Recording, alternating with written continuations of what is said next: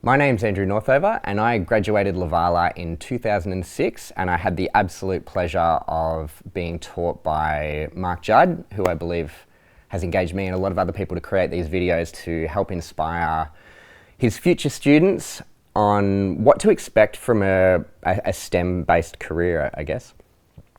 I took a bit of an unconventional approach to what happened with my career down the line. When I left high school, I went straight to RMIT University, studied mechanical engineering, which was an incredible opportunity. Some of the things I learned specifically at RMIT are things that I'll hold on to for the rest of my life, both from a cultural and social perspective, but obviously academic. I ended up working in the industry for about 5 years as a mechanical engineer, and started my life as a student engineer, then a junior engineer, and progressively went up to a project engineer and helped roll out the $40 million water upgrades that were happening through East Gippsland down into Locksport and surrounds. It was okay work. I don't think it was ultimately where I wanted to be as an engineer. I really have a strong passion for creativity, innovation, design, really thinking outside of the box, and I don't think that was necessarily harnessed in the particular job that I had. So during this period, I had a hobby of playing with cameras, like photography, camera equipment. I built one of the first drones before they were a thing. The interesting thing is this was a hobby. It then evolved into a career. I started getting the odd little job here and there. This snowballed into the bigger job, into the much bigger job, into the international job, to the point where I actually had to leave engineering and begin this work full-time as a photographer slash videographer. This has now snowballed since, and I've actually started my own media company that is internationally trading. In the last 12 months in particular, I've been filming in New York, Las Vegas, Bangkok, several cities across New Zealand, most cities across Australia. But the overlapping thing between the engineering and what I was able to learn through my education through both high school in Mark Judd's program as well as through university was this technical approach that wasn't present in my current industry. So it's often you get a media crew that arrives somewhere that know nothing about something technical, but having that engineering background and that STEM background, I'm able to work with companies such as Amazon Web Services who fly me all around the globe to take their incredible powerhouses that are building the foundations of what we know as now AI, such as Anthropic's Claude and ChatGPT. I got to actually meet one of the original founders of ChatGPT through this to talk about what it is that they're developing in this world for other developers and turn that into consumable content that can then be shared throughout the world. But enough about that history. There was a bit to it, but I wanted to sort of talk about how that did overlap.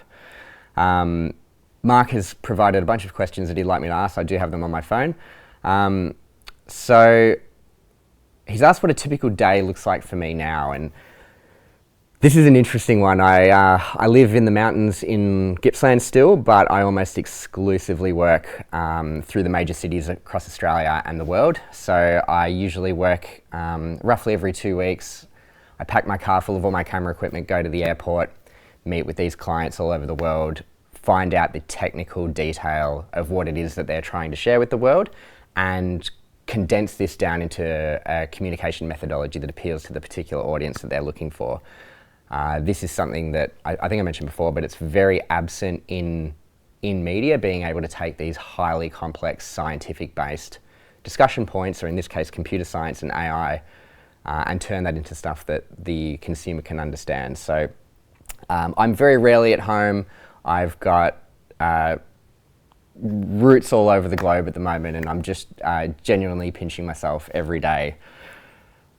One thing that I've achieved that I'm particularly proud of, I think working for one of the biggest companies in the world, being Amazon, is it blows my mind. Like every single day, the people that I meet through this application. So just a couple of years ago, I got to really merge my love of mechanical engineering and media production, and I got to meet the former, I believe he was the team chief of Red Bull F1 Racing. He now works for University of New South Wales, and they built the incredible SunSwift 7 solar vehicle, which raced from Darwin to Adelaide in the Bridgestone World Solar Challenge. These guys ended up winning, and I was positioned there to film the documentary from their scrutineering and launch in Darwin all the way through to Adelaide. Being able to work with such a front of the line engineering team, but from a communication perspective, was a really, really nice window into the world that I'm very fluent in, but just had this other opportunity to view it in a different way that didn't come with the typical all-absorbing pressure that you would have if you were on that team and focused on one particular component, such as suspension. Looking back, which school subject or extracurricular activity helped you the most in your current life? I think without question, for me, it was a combination of maths and physics, which I've always grouped them into the same sort of thing anyway, because you can't be good at one and not the other. They do very much overlap in the middle. To be perfectly honest, the reason I think I excelled in that department is due to people like Mr. Judd, who you will be working with now. I think you can learn the numbers, you can learn the equations, you can learn the formatting, but the critical thinking, and above all else, the passion for learning and using that applied learning, is something that extrapolated into all the stepping stones I needed to get the career path that I have now. I wouldn't be where I am right now if it wasn't for the influence that people like Juddy and, unfortunately, the late Miss Nazadina, who worked quite closely with Mark Judd. These two people absolutely shaped my perception on education and what I can actually get out of it. And it's not just what is written in the books, it's how you work with the world around you, make this exciting and make this an obsessive interest that can put you at the absolute forefront of this particular topic. What is one soft skill you wish you would focus more on while at school? So I wish I learnt how to learn things I wasn't interested in. I later found out in life I have ADHD, which meant if I'm interested in something, I'm very interested in something and was able to do quite well at it. The things I wasn't interested in, I basically neglected through high school, and because I managed to get enough grades to get me through what I needed to do, I got the enter score that I wanted, I got into the university that I wanted. I didn't think much of it, but over the past 20 years, I have found those things that I neglected because I just showed no interest at the time have really turned around to make my life a lot harder in those particular things, because what should be more common knowledge and what you learnt through high school is no longer something in my toolkit, and I've had to build it from scratch. So I wish I applied more of myself to that while I was at high school. Why is it important to take advantage of the opportunities such as clubs, sports, leadership available at school right now? This is a big one. I think academic knowledge only gets you so far, and this is definitely something that I have discovered in the world that I live in now. So, where I've worked for Formula One at the Australian GP with the twin-seater Minardi team, where I've worked with Uber, Amazon, Honda across the globe, one thing I've found is every single person in this space isn't just there because of their book smart. They're there because they've got this hands-on tactile experience with so much more than what academia offered. Now, don't get me wrong, without the academia, they wouldn't be where they are, and it's the backbone of what they do, but the strengths of what they have, their leadership skills, their ability to work in teams, I cannot emphasize the importance of being able to work with a team, especially in a team of people that you don't get along with socially. The ability to find the way to communicate with those specific individuals, especially these ones that you don't gel with, and find a way for you to be able to convey your ideas, them to hear you, and above all else, you hear their ideas even if you disagree. That has allowed the fastest and most effective way to grow anything that you start to completion and potentially push you above all of your peers. How do you define success today, and has that definition changed since you were a student? Yes. When I was a student, I was adamant that success was climbing the ladder, moving up to management positions, or the highest part within a company, high paychecks. But in reality, I was on that path. I did really enjoy it to a degree, but I did feel like I wasn't fulfilling exactly what I wanted to achieve in life. I have since found by really listening to what I wanted, which was pursuing this more artistic life, being able to play with cameras, which was my number one hobby, to turn that into a career, to dive deep into the most passionate things that have brought me so much joy throughout my life. This has really changed what my perception of success is. And yeah, this is a lot more stressful running my own company. I only get paid when I get paid. I don't get a weekly wage, but every single day I'm doing exactly what I want to be doing. I'm writing my own schedule. I get to travel the world, being paid for by clients.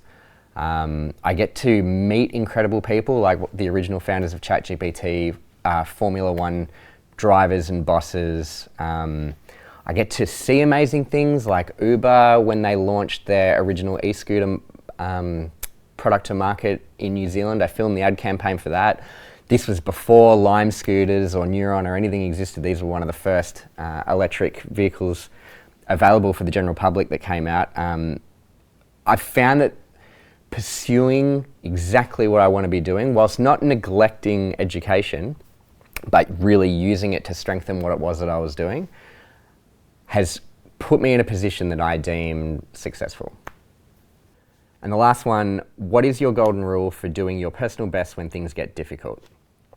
I wish I learnt this sooner, but I would say all effort goes rewarded. It's very, very easy to fall into the trap of this is useless. When am I ever going to learn? Or when am I ever going to need to use what we're learning? I don't see any value in what it is that I'm doing here. It's a very, very toxic mentality to have. And I have found every time I've dismissed something like that, I've missed out on something that could have been a really big opportunity. I've found every single time I've persisted with anything, be it academia, work-based or hobby-based, if I have pushed that to the nth degree and given it everything I have access to, it 100% has paid dividends, whether it's been in the month or year where I've done the exercise, or whether it was 20 years later, something that I learnt or did during high school that is now suddenly appearing as something that I would not have been able to do without prior. I think this is one of the things that I wish someone told me earlier, and I would have persisted through probably a lot more that stopped me in my tracks. Lastly, I'd like to wish everyone all the best and really hope you have a great year, especially with whatever it is that you're doing with Mr. Judd. I really do hope you get the most out of it. I mentioned before, I'm so incredibly grateful that I had his passion and enthusiasm to do everything that I do now. He brought something to the table that normal education does not, and that's just to make everything fun and exciting, and I can't emphasize how far that will take you in life if you can learn one thing from him, be it that.